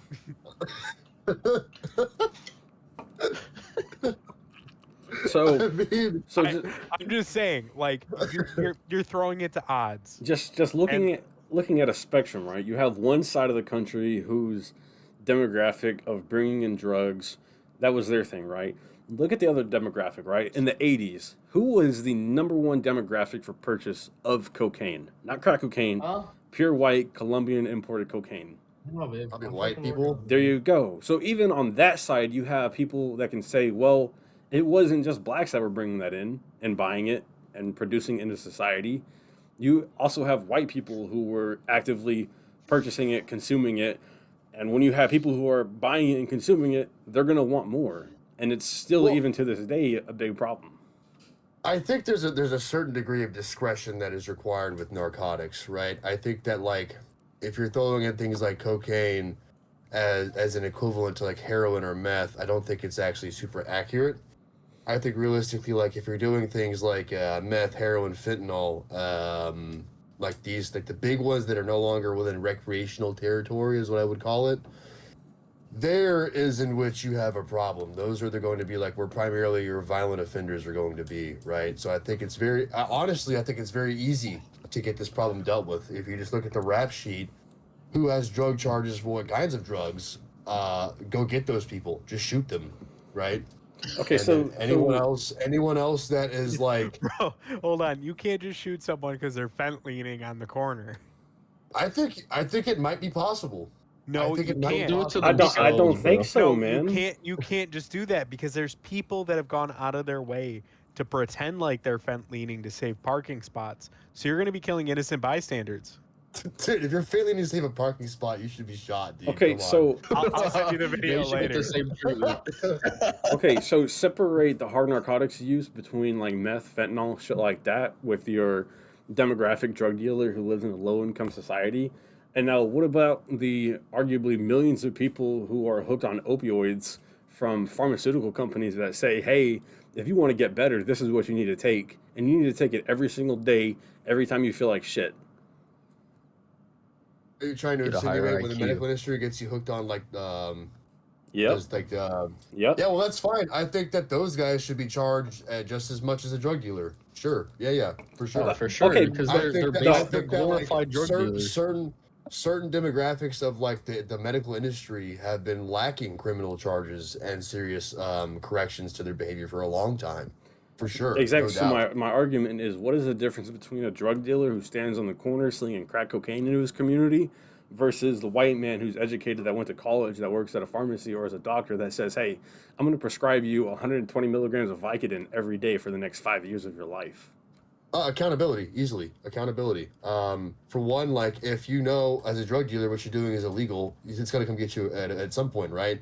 Well, as a medical fucking practitioner, you aren't held accountable. You don't really have to fucking do certain things to have like a checks and balances on prescriptions, right? And like if you're prescribing, what the fuck is it called, like Nalcolex or whatever it is, for like getting off of like, you know, Percocet or fucking opiates or heroin, if you're not actually checking the means of which you're doing that and not getting them hooked on a new substance, you should be charged for that too. That would be like gross negligence and bordering manslaughter, really, if they die. Okay, so they get addicted to other drugs because of you. So we all know the answer to stopping the corner man slinging dope, right? Send in the police, send in the government, send in the authorities. They need to be the ones that go after them and stop them. The counter argument to that is, how do you stop the people in the pharmaceutical industry from just indiscriminately describing self-destructive opioids and drugs that very subtly destroy families, communities, things like that? Individual accountability. You do that and you do it unchecked, you get charged if something bad happens. So how But do the we thing is, though, get that though? Do we need to we elect want- people If- into positions of power? If the guy you've been prescribing these medications to is all of a sudden on fucking heroin, and then it's directly related to him taking these fucking other prescriptions to get off of this other shit. Hey man, correlation equals causation. Don't do that shit unfettered. Again, what I'm trying to say is, how do we get that accountability? You would need to have more regulations and like checks and balances in place to make sure that these people are not going from one fucking fix to another. So Yeah, anyways, but we've the been whole- on the same subject for a while. Let's now talk about HOAs and how they're the devil. Oh my god, dude! Don't Dude, even get started. okay, I'm gonna go out on a limb here, and I'm gonna say local HOA. I'm gonna say something completely out of the fucking blue. I am for HOAs. What did he say? I am. Sweet Jesus. I just okay. Hear me out, bro. I'm somebody who. Just I've been, listen. Like, really on let the me fence just about let like me actually just, liking you up let until me this let point. me explain. Let me.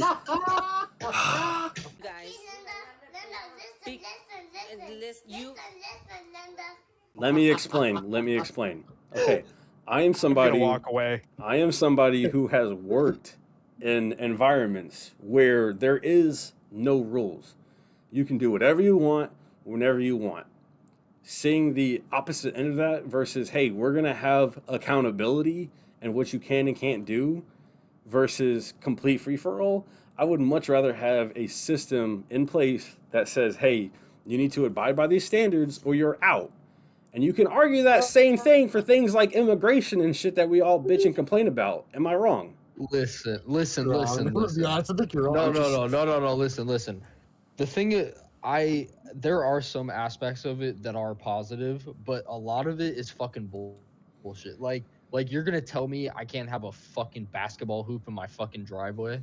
Like that type of shit. I won't argue with you against things like that. And I'm gonna be honest and say that anytime somebody's given an ounce of power, they take it to a fucking gallon. No, exactly. Yeah. So I'm not necessarily saying like, oh, everything the HOA does is fucking awful, but a lot of the like dude, you give them an inch and they take a mile. Is my anybody's gonna do that. Having an individual citizenry that is not a government that could place a lien on your home because you didn't pick the trash up out of your front yard is kind of the most degenerate thing I've ever fucking heard of in my life. Like, that sounds like the most fucking barbaric form of like Karen power I've ever heard of, dude. Dude, like, if Section 8 had an HOA, there wouldn't be Section 8. If Section 8 had an HOA, they would just ignore the HOA. Yeah, they wouldn't do anything. Not if it comes, dude. Fucking shoot the HOA. Okay, not if it comes down to, hey. The problem is like when you're looking at like, let's say like Section 8 or people that are on the outliers of society, you're playing the game of like you're already dealing with people who don't really necessarily follow the fucking norms of society. Yes, my argument to so that. if you're asking them to take their fucking garbage out, they're just gonna ignore you. Okay, yes, my argument for that is the low-income societies that have no rule of law, because I've worked with sheriff's departments whenever we've had to go and evict somebody from their property. Anytime that we evicted somebody, took all of their shit, threw it out on the curb, and said, sayonara, fucker, go find somewhere else to live. Guess what happened for the next 2 weeks in that area? We didn't have people outside smoking, drinking, fighting, shooting. Crime literally went down, while not permanently, for a span of time, crime went down because people saw, hey, if we fuck around and get in trouble, we're not going to be able to stay here anymore. Now, after time passed, they went back to the normal routine. But when people actually saw people having their shit thrown out on the curb and eventually just saying, fuck you, you got to go find somewhere else to live, good luck. People actually saw that and said, hey, we need to cool off right now. We can't get in trouble.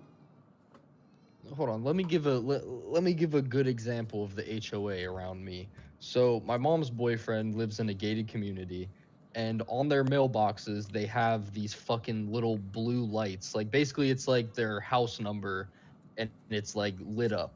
So if your lights go out and you're responsible for replacing them. If you don't get them replaced, you get a $500 fine. Now, are there drive-bys happening where you live? Well, I mean, not well. Where I live is a different place. I'm Well, talking well, about where he well, lives. where Where he he- lives, no. Where he lives, that's not happening, right? So can you say that the offset for having a fine if you don't replace your lights is worse than having drive-bys happen in broad daylight? I'm sorry, but I don't see the correlation between $500 lights and a fucking drive-by.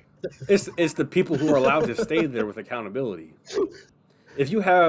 If everybody in the If I have to pay HOA, $500 for a light, I want to be a victim of a drive-by. if everybody in that community is forced to live by the standards of saying, hey, if you don't replace this, you're going to be in trouble, versus, hey, we don't give a fuck what happens to you, is that better or is that worse? I think the problem primarily is this. I have at minimum, $500,000 investment. I worked probably the better part of 10, 20 years to buy. I don't want some fucking retard maggot, I have no idea who they are, telling me how to run my own goddamn home, okay? And if I wanted to sit there and ruin my own fucking neighborhood, I reckon I'm going to do that fucking anyways. I don't need someone to tell me to do that either. But this is what I'm trying to say. The trade-off that you're the trade-off that you're exchanging. I don't live in an HOA. I do not live in an HOA. Let me preface that. But I have neighbors. And one of my neighbors likes to play the neighborhood watch game. The amount of times I've had the fucking cops called on me over frivolous shit. If it was an HOA, no, I'm sorry. Someone's house would be on fire and it wouldn't be mine. I just don't think that having like a council of Karens dictate how I live my life. No. It's not necessarily about the council of care. It's about the people who choose to live there. Everybody who lives in an HOA, they're not worrying about people who are going to come into their neighborhood at nighttime and break into their fucking trucks or break into their house. Like, that shit just really doesn't happen there. Selectively, does it happen in places? Sure, yes. But overall, as a whole, HOAs have arguably zero crime. I have a counterpoint. Oh, sure. Could it possibly be income dependent? Absolutely, because people who choose to live there, you don't choose to live in an HOA because you don't make enough to live there. You have to make a certain amount of income to live there. Well, I hope I never make that much money. My God. I'm just saying, if, for example, you live in a $200,000 bando that you're pushing product out of, you're probably less inclined to maintain that or be a good neighbor than you are buying an $800,000 home and not wanting to fuck the place up, is what I'm saying. Exactly, because people who live in those societies have to actually do something productive to make white monsters and punch fucking drywall. Well, that's their own business. Hey man, if I want to have my Christmas decorations up in fucking June, suck my dick. Yeah, white trash. That's what I'm saying, dude. I had a conversation today about those like 16-foot tall skeletons. I'll tell you right now, one of them's gonna be dressed like the Grinch. Oh hell yeah. Yeah, I just don't think that I want some people that I don't really know telling me how to live my life. Sorry, but you didn't buy the house, I did. Fuck you. Okay, again, like I said with Klonsky, overall, HOA, you give people an ounce of power and they take it a fucking mile. That happens anywhere you go, whether it's your fucking job or how you live. But the idea of having people who choose to live in a certain society that have to conform to rules and regulations for how they live to have a better way of life is not a bad idea. It's the people when they get that power that's what corrupts it. Now, me saying that I'm for HOA is basically me saying I am for people living in a society that conform to rules and regulations so that one person doesn't fuck it up for everybody. Yeah. No, I'm not saying there's levels of HOA that are positive, but I feel like most of them are negative. But there are some aspects of it like that are positive. But I don't know. I just feel like a lot of it's bullshit. I'm just thinking in today's economy, it's extremely hard to get a decent house, okay? That's what I'm saying, dude. If I buy a goddamn house and I see some motherfucker, it's really hard to just get decent fucking neighbors. Yeah, and if I see some motherfucker I don't know telling me how to run my goddamn home I paid for, we're gonna have a problem. We're gonna have a big problem, like immediately. Last thing I'm worried about is HOA right now. That's for damn sure. But that's the thing. You're worried about the person telling you how to live your life or stuff like that. And I mean, it's, you can argue, yeah, sure, that's what they're doing, but at the same time, they're just saying, hey, these standards apply to you, they apply to everybody else that lives here. And to meet that standard of what attracts you to live in this area is the rules and regulations of life that keep us at that level of society of why they want to live there, right? Okay, but how does my shitty house paint job violate a law, dude? Like, if I want to paint my shit magenta purple and it's not, code fucking off-white fucking 001 hex code to the fucking HOA, how is that my fucking problem? So the only thing I have to say to that is, again, it comes down to people who are put in positions of power that take it too far. The other side of that is, okay, if you're going to have a purple house and then he wants to have a yellow house and he wants to have an orange house, what's stopping everybody? Where does it end? Like, it's a pride parade, goddammit. The problem is that I was going to say, like, if you could have purple hair, why can't you have a purple house? What kind of fucking bigot are you? The problem with this is, though, is that it's not like these people are benign. It's not like they're going to give you a fine and that's it. It's that they can place a lien on your home, dude. That's a big deal. And it's not even a matter of me owing you money. It's the fact that you don't like what I did, which is actually not a crime. It's a personal preference that you've decided amongst this fucking weird freak council of what is acceptable. And now this thing that I spent 10, 20, 30 fucking years trying to get is now up in the air because of a fucking paint disagreement. That is, no, absolutely not. So you're saying that people should have the freedom to live however they want, regardless with no power of govern saying, hey, you can't do this, compared to societies or places of communities that have no way of life or no rules of life. Are you trying to draw a correlation between the rule of law and someone's house in which they live? I was going to say, I mean, what you're right now trying to state is like someone's uneducated bitch Karen wife is going to be the person who's going to dictate how many gnomes I can have on my front lawn. For a society that lives in a specific community, there is not a rule of society that she is going to be a part of. I feel like we just keep circling back to the same shit. Again, my argument for that is there's levels to it, and they are, and a lot of it is bullshit. HOAs are made by goddamn Satan himself, dude. Yep.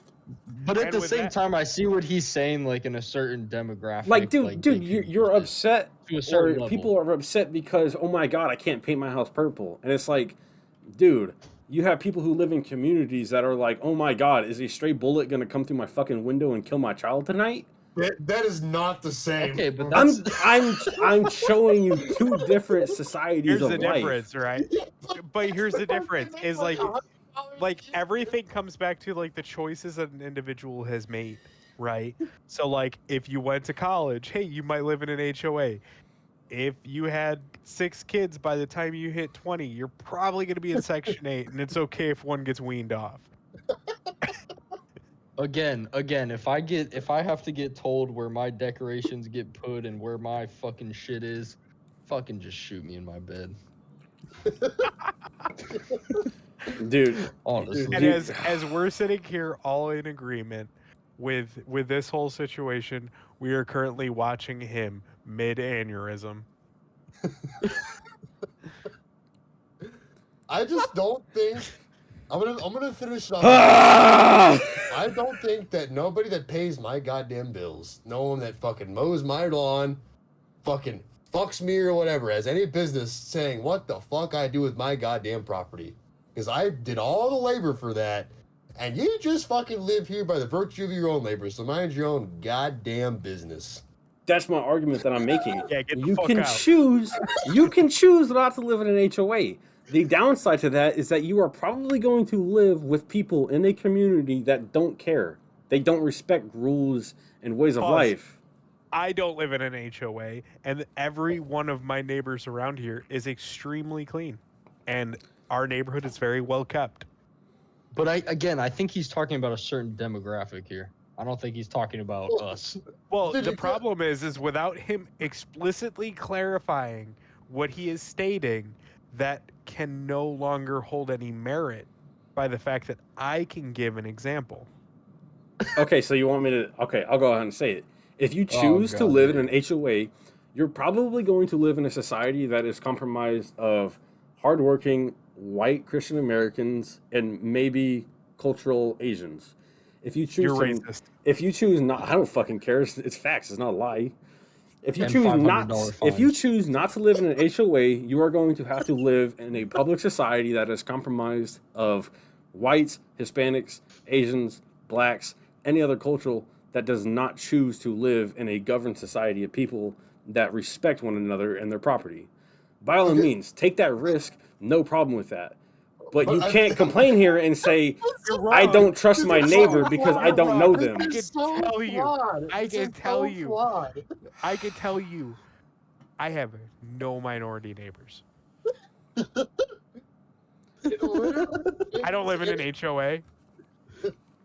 It's an income thing. It really comes down to income. If you have a nice place, you're not gonna fuck it up. If you have a fucked up place, you're gonna fuck it up more because you don't care about it. You could, okay, what about California and the several places like Beverly Hills that are fucking robbed on a Drugs. daily basis? Drugs. I mean, it comes down to more Crack. than just drugs. What about Crack the and fent. what about the tourists who come in who want to go to a fucking beach or something and they come back and their car's windows have been smashed in and all their luggage is gone? How does that have a Drugs. problem with an HOA? How does the HOA come into car break-ins? I'm confused. Skill issue. Oh my man. god, I don't know. dude! You're trying to draw the correlation that the way someone lives privately correlates with the rule of law. Okay, Yes! I see what you're saying.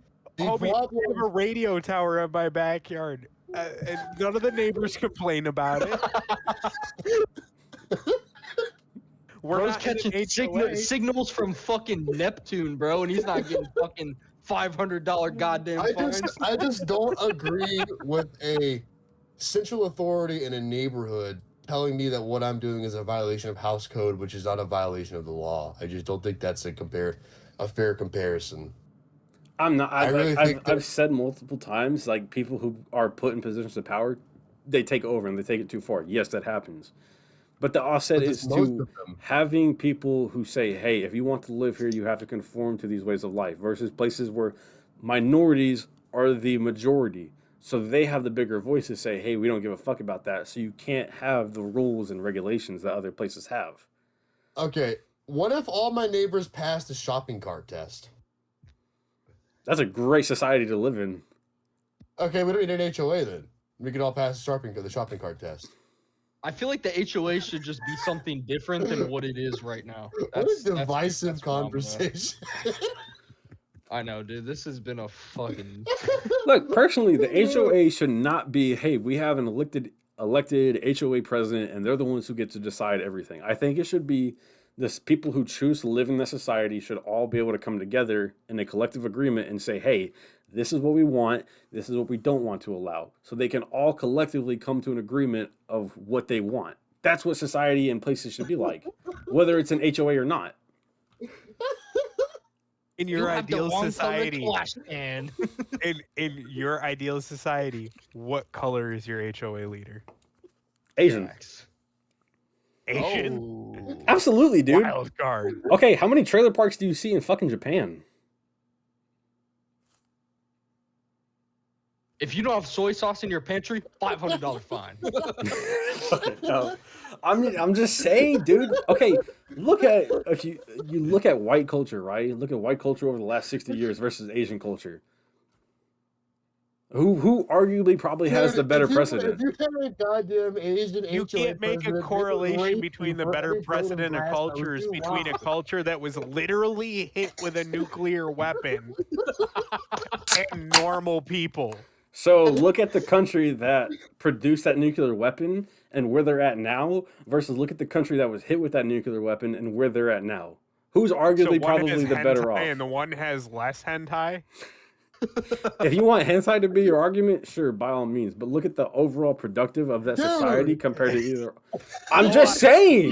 You cannot make a correlation between hentai being my argument for why they're not as far along when you just tried to make the statement about HOAs that you did. Dude, I if feel you like have the an consensus. It's two different topics. I feel like the consensus is that the majority is not for the HOA. That's perfectly fine. You can be against an HOA any day. I will never say somebody who chooses not to live in an HOA is viewed as a lesser person. At the end of the day, anybody should have the freedom to choose how and which they want to live. But what I'm saying is that there should be nothing wrong with people who choose to say, "Hey, I'm gonna live here, and we're gonna have rules and laws. And if you don't want to live here, fuck off. Go live in a Walmart parking lot." Look at me. Listen, all I'm gonna say is I don't choose to live in an HOA. That's perfectly fine. I will never hold anything against you for not choosing to live in an HOA. I think if you actually have the opportunity, if you have the opportunity to live in a society without an HOA, I think you have fucking succeeded in life. Because I don't want to be in an HOA. There's nothing wrong with that. Like I said, if you have the opportunity to live in a society or a community that does not have an HOA, but does not have crime or does not have any rules as far as like how you can live, I think that's an absolute win. Your community has fully succeeded in the way of how you should live. But unfortunately, there are other places in society where people don't get that exception. People have to say, hey, if we don't want to be a part of this fucking degeneracy, we have to have rules and laws. Okay, so let me just opt out of the HOA. $500. What'd you say? Listen. So let me just opt out of the HOA. Like, let me rent the house or buy the house, and then I don't pay HOA dues. Suck my dick. But you're still choosing to live with people who have to. That's the argument. I'm living in an area with people who are unfortunate enough to have to pay HOA dues to someone who you're saying, okay, so were you saying that you want to out of money for stupid shit? Were you saying that you want to rent in an HOA but not have to conform to the rules and regulations? Or were you saying, hey, I'm not going to live in an HOA, I'm just going to rent somewhere outside of it? Either or, it's a fucking house. Yo, listen. But the house is being provided to you in a society that has a way of life. Guess who created HOAs? Well, you know what? Robert Goldenstein. Retarded. Bill Levette. Born from a Jewish family in Brooklyn in 1907. He's been researching this whole fucking time. Sitting over here like loading the fucking gun, getting ready to just take that shot. So his grandpa was a practicing rabbi. This motherfucker's generational. He fell for an again award. Yep. Who's his second cousin? So, anyways, boys, they're from Eastern Europe. They're Ashkenazi Jew. Close it off. This is the end of today's podcast. Fuck that! I just keep going. Silly Goyim, play your fee. So, anyways, boys, this was the Banterclava Podcast, and this is another Thursday night with the boys. Have a good one. Fucking HOA. Obey Goyim. Fuck HOA. Thank you guys for tuning in to the Banterclava Podcast. Don't forget to use the code word Banterclava at incontactequipment.com for 5% off all of your drones, lasers, any other equipment that you need to fund a war. That's going to be it for us, boys. We'll see you next week.